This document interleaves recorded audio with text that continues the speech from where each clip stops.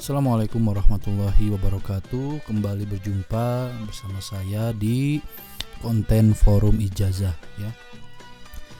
Sama seperti konten-konten forum ijazah sebelumnya, kali ini saya akan kembali mengijazahkan, menyuguhkan, menghadirkan dan menyebarkan ilmu-ilmu hikmah yang akhir-akhir ini marak karena ada sekelompok orang yang mengatakan ilmu hikmah itu sihir.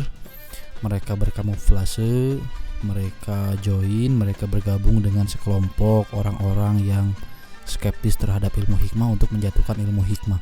Oleh karena itu, saya tercetus untuk menciptakan konten ini dengan tujuan untuk membumikan ilmu hikmah ya, yang asalnya seluruh ilmu hikmah Padepokan Sukmalanang Sajati semuanya bermahar.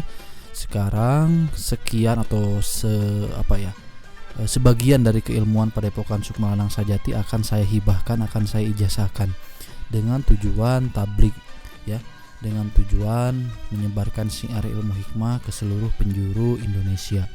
Jadi teman-teman yang sebelumnya menganggap ilmu hikmah itu tabu, sebelumnya penasaran dengan ilmu hikmah, dapat merasakan faidah dan manfaat daripada ilmu-ilmu hikmah yang diajarkan, diwariskan dan diturunkan oleh para ulama, para hukama dan para ahli ruhaniyah sebelum kita ya. Sebelum saya lanjutkan, seperti biasa saya mengundang kawan-kawan, rekan-rekan untuk bergabung ke dalam grup forum ijazah, tempat berkumpulnya orang-orang dari berbagai penjuru Indonesia, dari pelosok daerah, dari berbagai daerah di Indonesia, provinsi, kabupaten, kota dan lain sebagainya.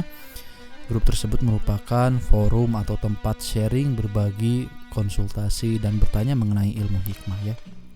Nah, oleh karena itu bagi teman-teman yang ingin bergabung dengan grup tersebut, silahkan klik link grup forum ijazah di kolom deskripsi ya.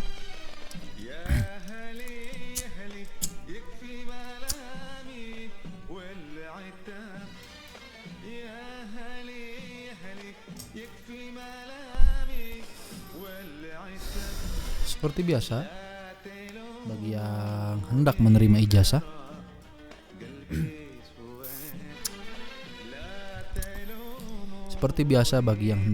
ingin menerima ijazah, saya persilakan untuk menyediakan alat tulis, baik yang digital maupun yang manual, baik pensil, pulpen, kertas, ataupun handphone, smartphone, komputer dan sejenisnya ya. Karena ilmu-ilmu yang akan saya ajarkan di sini akan saya bacakan juga tata cara dan metodenya. Juga syarah daripada ilmu tersebut akan saya bacakan. Oleh karena itu bagi teman-teman yang menyimak video ini, saya harapkan untuk mencatat beberapa poin yang saya jelaskan di video ini, sehingga teman-teman semua tidak perlu mengulang-ulang video ini, atau teman-teman semua tidak perlu bertanya kepada saya mengenai hal-hal yang tidak difahami, karena semuanya akan saya jelaskan secara gamblang dan detail di video ini. Bukan saya tidak mau menjawab ya, tapi karena pesan yang masuk ke saya itu banyak. Yang saya takutkan jika teman-teman semua bertanya kepada saya, pertanyaan-pertanyaan tersebut tidak bisa atau tidak terjawab oleh saya, karena begitu banyaknya, begitu padatnya, begitu penuh sesaknya ya. WhatsApp saya itu di chat atau dihubungi oleh banyak orang. Oke? Baik. Ilmu yang kali ini akan saya keluarkan berasal dari salah satu kitab karangan Syekh Syihabuddin Ahmad bin Abdul Latif Al-Yaman. Beliau dari Yaman ya. Nah, ada yang unik dari ilmu ini. Ilmu ini berasal dari kitab yang yang sekilas itu bukan kitab ilmu hikmah, sekilas seperti kitab-kitab fadilah amal biasa gitu loh. Sekilas seperti kitab-kitab fikih, sekilas seperti kitab-kitab kitab-kitab tasawuf, tidak terlihat sisi ilmu hikmahnya ya. Tapi sebenarnya kalau kita bedah, di dalam kitab tersebut terdapat banyak fadilah, banyak keutamaan, banyak keilmuan yang isinya sangat ajib ya, sangat mantap. Nah, di dalam kitab tersebut banyak ilmu-ilmu, banyak hal-hal yang menarik untuk dikupas dan dibahas, terutama di bagian ilmu-ilmu hikmah ya. Dan anehnya orang-orang tidak banyak mengenal kitab ini. Mungkin teman-teman bagi pengamal ilmu hikmah banyak mengenal kitab Al-Awfaq, banyak mengenal kitab Syamsul Ma'arif, Manba Usul Hikmah. Kemudian kitab apa lagi?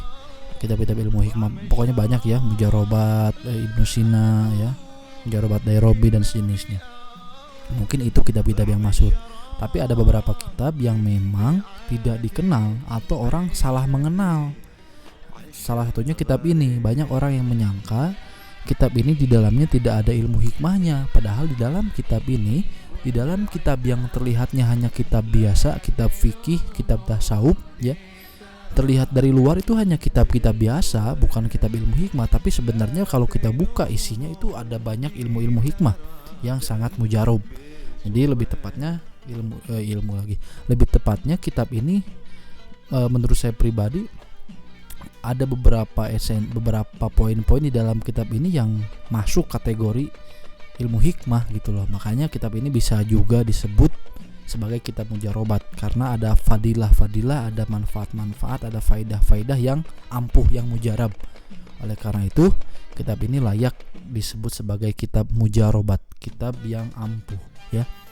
Baik, kitab tersebut adalah kitab Al-Fawaid fi Shalah wal Awaid ya. Pada halaman 68 di situ ada ilmu yang unik.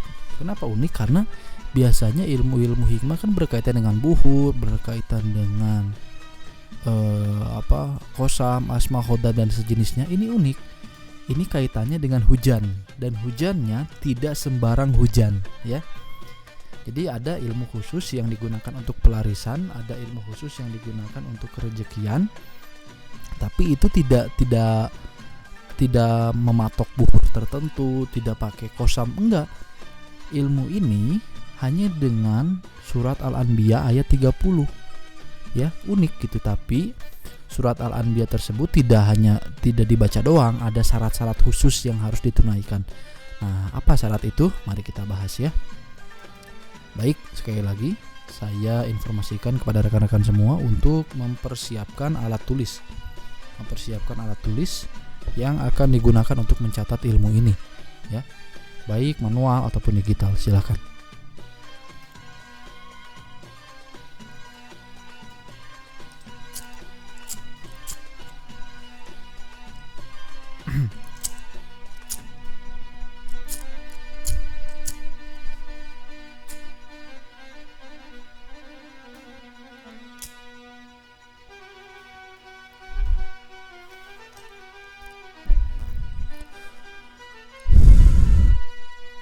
Mulai ya.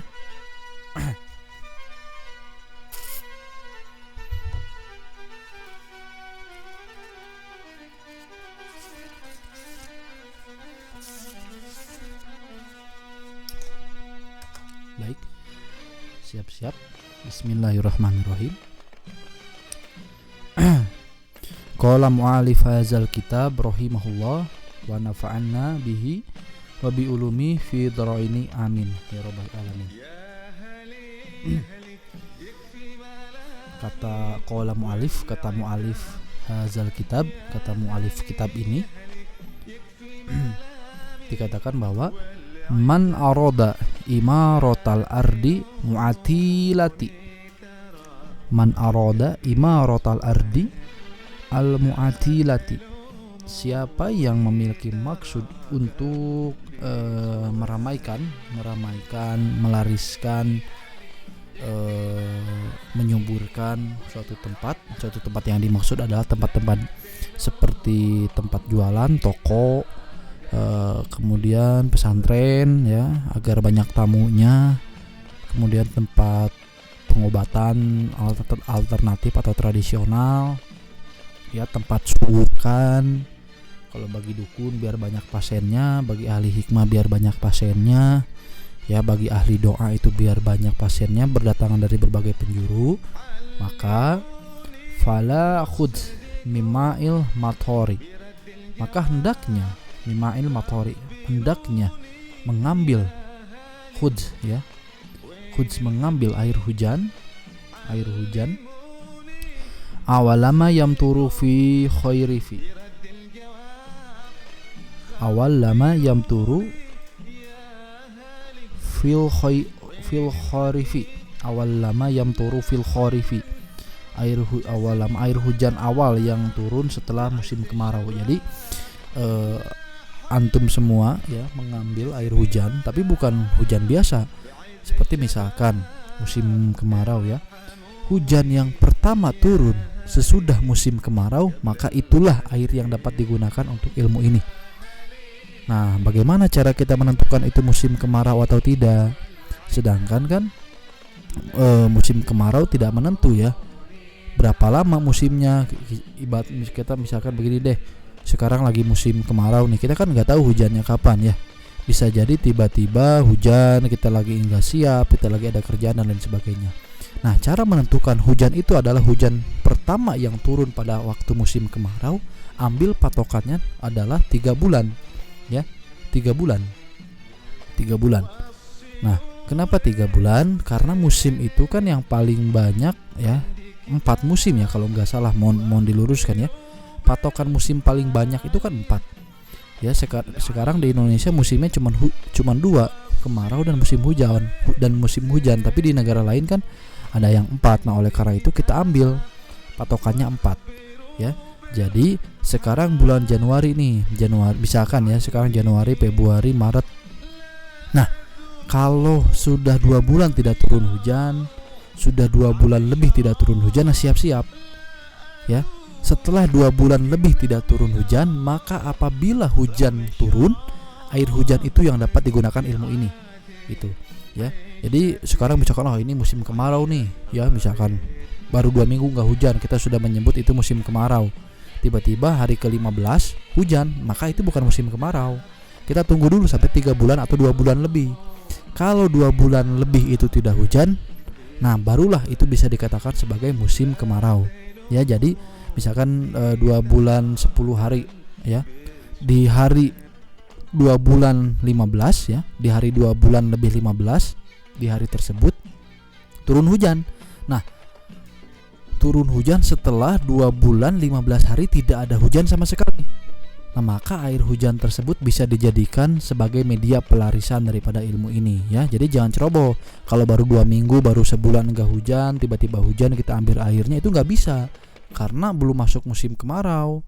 Syarat musim kemarau adalah hujan tidak turun dalam satu musim. Itu baru dikatakan sebagai musim kemarau ya. Satu musimnya bukan satu musim Indonesia. Satu musim Indonesia kan 6 bulan. Tapi satu musim yang paling maksimal. Sekarang maksimal contoh, saya nggak paham ya, musim itu paling banyak berapa musim dalam 1 tahun. Nah, kita ambil saja maksimalnya musim itu ada 4 dalam 1 tahun. Nah, berarti satu musim itu 3 bulan kan. Berarti patokan musim kemarau adalah saat 3 bulan tidak turun hujan. Atau kalau kelamaan 2 bulan lebih deh, 2 bulan lebih enggak turun hujan, maka dapat dikatakan bulan tersebut musim tersebut adalah musim kemarau ya. Jadi jangan baru 2 minggu enggak hujan ambil airnya, enggak bisa. Jadi tunggu dulu sampai 2 bulan lebih enggak turun hujan. Nah, baru setelah turun hujan itulah air yang dapat digunakan oleh ilmu ini ya. Karena di dalam kitabnya dikatakan awalama yang awal yang turu fil kharifi. Awalama yang turu, hujan awal yang turun setelah musim kemarau. Jadi kalau belum 2 bulan lebih kekeringan, itu belum dikatakan kemarau. Tapi kalau sudah 2 bulan tidak ada hujan, nah baru begitu hujan maka airnya bisa digunakan untuk syarat daripada ilmu ini ya. Lanjut ya, semoga paham. Wa yaqra'u alaihi hadhil ayat. Wa yaqra'u alaihi hadhil ayat. Lalu bacakan ayat ini pada air tersebut. Ya, wa yaqra'u lalu bacakan alaihi pada hadhil padanya alaihi hadhil ayat ini. Nah, inilah ayat yang dibaca pada air hujan tersebut. A'udzubillahi minasyaitonirrajim. Bismillahirrahmanirrahim. Awalam yaral ladzina kafaru annas samawati wal ardo kanata rotkan fafataqnahuma wa ja'alna minal ma'i kullasain hayyin afala yu'minun. Itu surat Anbiya ayat 30 ya. Jadi air hujan pertama yang turun pada setelah musim kemarau itu kita ambil airnya ya. Saya sih menyarankan airnya diambil langsung dari langit ya. Maksudnya dari langit bukan kita pergi ke langit, bukan, tapi begitu hujan itu turun dari langit kita langsung siapkan nampan. Jadi jangan biarkan hujan itu menyentuh hal yang lain. Gak boleh lewat genteng dulu, jangan lewat plafon dulu, jangan lewat dedaunan dulu. Jadi murni air yang turun dari langit langsung kita amankan atau kita ambil. Bisa pakai plastik, bisa pakai mangkok atau pakai baskom dan sejenisnya ya. Jadi saran saya ya, meskipun di dalam kitabnya tidak dikatakan, tapi saya menyarankan airnya langsung diambil dari pada saat hujan itu turun. Jadi tidak boleh air itu menyentuh hal yang lain ya, itu saran saya. Nah lalu pada air tersebut bacakanlah surat Al-Anbiya ayat 30 sab'ina marotan, sebanyak 70 kali.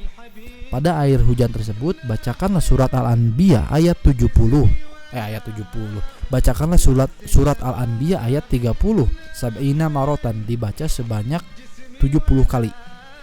Ya, air hujan diambil setelah air hujannya pertama yang turun setelah musim kemarau itu diambil, lalu bacakan surat Al-Anbiya ayat 30 sebanyak 70 kali. Nah, lalu setelah dibacakan diapakan? Wa yarisu zalikal ma'a fi arba'ati arkanil makan. Kemudian air tersebut fi arba'ati arkanil makan dikucurkan, ditaburkan, dicipratkan fi arba'ati arkanil makan, di 4 penjuru tempat. Di 4 penjuru ya, 4 penjuru tempat tersebut. Ingat, bukan 4 penjuru mata angin. Bukan 4 penjuru mata angin, tapi di 4 penjuru lokasi tersebut. Misalkan toko kita itu berbentuk kotak, maka taburkan air tersebut di bagian kiri, kanan, depan dan belakang. Nah, ditaburkannya bagian dalam atau bagian luar. Nah, ditaburkannya bagian luar dan dalam ya. Jadi misalkan rumah kita kotak, kalau memang di kiri kanan rumah kita itu tanahnya kosong ya, maka ditaburkanlah di bagian luarnya, ditaburkan juga di bagian dalamnya, di bagian dalam rumah ya, ditaburkan di bagian teras ditaburkan di bagian teras tokonya dan di bagian dalam tokonya. Begitupun di bagian belakang tokonya dan di bagian belakang yang dalam tokonya. Jadi kalau toko kita anggaplah kita ini punya toko di tengah-tengah lapangan. Nah, 4 arah toko kita ditaburkan air tersebut, baik dari dalam maupun dari luar. Tapi kalau toko kita itu berdempetan dengan toko orang lain sehingga kita tidak memungkinkan untuk menaburkan air tersebut di luar, maka cukuplah air hujan tadi yang sudah dibacakan surat Al-Anbiya ayat 30 sebanyak 70 kali. Maka air hujan tadi cukup ditaburkan di bagian dalam rumahnya saja, kiri, kanan, depan dan belakang. Bukan 4 penjuru mata angin ya, tapi 4 penjuru tempat. Ya, 4 penjuru tempat. Depan, belakang, kiri dan kanan. Nah, tapi gimana kasusnya kalau kita ngontrak? Tidak apa-apa ngontrak, karena Allah Allah tidak akan salah gitu loh. Maksudnya tidak akan salah begini. Gak mungkin kita yang ritual, kita yang melakukan prosesi doa tersebut tapi orang lain yang lakunya, gak mungkin ya. Allah tahu siapa yang berdoa dan kepada siapa beliau atau kepada siapa dia harus memberikan atau mengijabah doa tersebut. Jadi meskipun tempatnya ngontrak nggak masalah, taburkan aja, karena nanti yang ramai dagangan ente. Meskipun ente pindah dari rumah tersebut, tetap rumah tersebut tidak akan memberikan manfaat kepada penghuni yang baru. Kenapa? Karena yang ritualnya ente, bukan orang yang baru itu ya. Gitu. Jadi itu tadi air hujan yang turun, air hujan pertama yang turun setelah musim kemarau ya, diambil, kemudian dibacakan surat Al-Anbiya ayat 30 sebanyak 70 kali. Setelah itu taburkan, cipratkan air tersebut pada 4 penjuru tempat di lokasi yang diinginkan. Kalau lokasinya pesantren, taburkan. Kalau lokasinya merupakan toko, taburkan, ya bebas, lokasinya bebas. Karena di dalam kitab tersebut dikatakan alladzi yuridu imarotahu, maka yang diinginkan akan ramai, yara fihil barokata wal khairah, maka orang tadi akan mendapatkan barokah dan kebaikan. Ya, itu tadi. Jadi saya rangkum dari awal. Yang pertama, ini bisa dilakukan saat musim kemarau. Air hujan yang pertama turun setelah musim kemarau itu diambil. Kemudian dibacakan surat Al-Anbiya ayat 30 sebanyak 70 kali. Setelah itu dicipratkan di 4 penjuru tempat, di 4 penjuru rumah kita, toko kita, pesantren kita, ya. Kalau dagangnya di rumah, taburkan. Kalau dagangnya di toko, taburkan. Kalau pengen ramai sekolah, taburkan di 4 penjuru sekolah. Kalau pengen rame pesantrennya, taburkan di 4 penjuru pesantren. Itu. Tapi kalau bangunannya banyak, nggak satu gimana ya, nggak apa-apa. Misalkan nih bangunannya itu besar, ya pesantren itu besar, misalkan ya taburkannya di 4 penjuru bangunan pesantren, bukan 4 penjuru kelas, bukan 4 penjuru kantor BK, bukan 4 penjuru kepala sekolah, bukan, tapi 4 penjuru daripada pesantren tadi. Bagian depan di gerbang, bagian belakang di lapangan, misalkan ya, bagian kiri di kelas di kelas ikhwan, bagian kanan di kelas akhwat, misalkan seperti itu. Jadi di 4 penjuru tempat, bukan 4 penjuru ruangan. Kalau tempatnya pesantren, ya kita taburkannya di 4 penjuru pesantren tersebut, bukan 4 penjuru kelasnya, bukan 4 penjuru kantornya, ya. Semoga paham. Itu tadi. Dan jangan lupa sebelum mengamalkan semua yang saya ajarkan, teman-teman diwajibkan sholat, tobat, dan istihoroh. Kemudian membaca tawasul semampunya, bebas, ya. Membaca tawasul semampunya. Dan lebih baik atau lebih bagus kalau teman-teman, rekan-rekan sebelumnya pernah mengamalkan ilmu-ilmu yang bersumber dari Padepokan Sukmalanang Sajati. Nah, tawasul di file keilmuan Padepokan Sukmalanang Sajati itu bisa dipakai. Itu bisa dibaca. Lalu kemudian membaca surat Al-Anbiyanya 70 kali, ditiupkan ke air hujan, lalu taburkan. Jadi tawasul itu hanya opsi atau disarankan, tidak diwajibkan, ya. Dan disarankan, saya mohon tawasulnya kepada saya pribadi, Kusuma Said, ya, sebagai orang yang menyebarkan ilmu ini, biar kita sama-sama mendapat berkah. Jangan ente terus dong dapat berkah, saya juga mau, ya. Makanya kirim tawasul, kirim Fatihah kepada saya. Oke. Nah, itu tadi, ya. Jadi si tawasulnya itu hanya opsi, boleh diamalkan boleh tidak, tapi sholat tobat dan sholat hajat wajib diamalkan, mutlak wajib diamalkan, ya. Semoga paham. Saya ijazahkan ilmu ini, ajastukum hazal ulum ruhaniyah. Semoga manfaat dan barokah untuk kita semua, untuk yang memberi maupun untuk yang menerima. Dan bagi teman-teman yang merasa ilmu ini penting, bermanfaat, silahkan bagikan video ini, ya, silahkan sebarkan video ini. Dan kalau memang ada rekan saudara kita, teman kita yang memerlukan ilmu ini, maka silahkan diberikan video ini kepada orang yang memerlukan. Jadi jangan ngasih amalannya doang, kasihkanlah video ini biar orang tersebut mendengar langsung penjelasan dari saya. Mendengar langsung penjelasan dari saya sebagai bentuk talaki, meskipun talakinya secara online, ya. Baik, cukup sekian di video kali ini. Semoga ilmu yang saya ajarkan membawa manfaat dan barokah bagi kita semua, bagi yang memberi maupun yang menerima. Sekian, wassalamualaikum warahmatullahi wabarakatuh.